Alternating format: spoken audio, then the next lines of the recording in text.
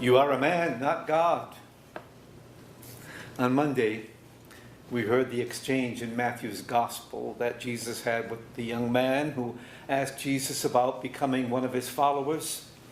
And Jesus told him to keep the commandments. And the young man said he already did that. What else would he need to do? And Jesus said, sell what you have, give to the poor, and come follow me. The young man thought about it.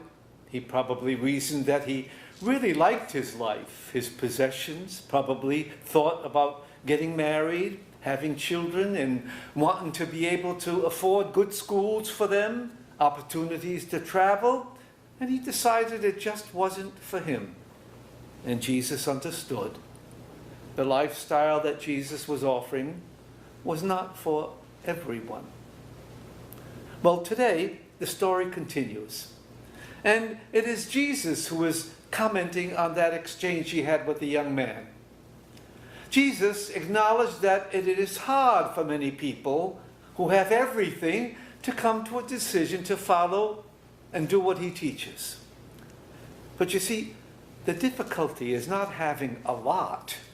Rather, having a lot sometimes it gets into the way of our relationships with other people, and our relationships with God.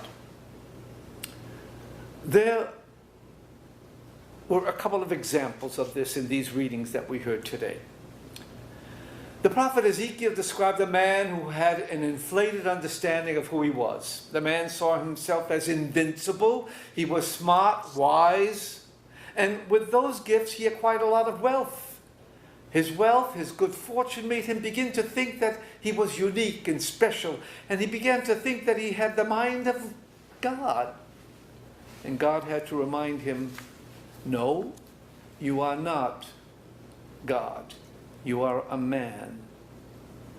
And as the reading from the prophet Ezekiel continued, the man experienced a litany of misfortunes and soon became aware that he was just a man and not a God. I thought about this pandemic that we are experiencing. It has sadly taught and is teaching a lot of men and women who thought they had everything in life, but soon learned that having everything is not everything. And after a fashion, Peter gave evidence in the gospel today that he too had a God complex. At one point he said to Jesus, Jesus, we've given up everything and followed you. What's in it for us? What's in it for us?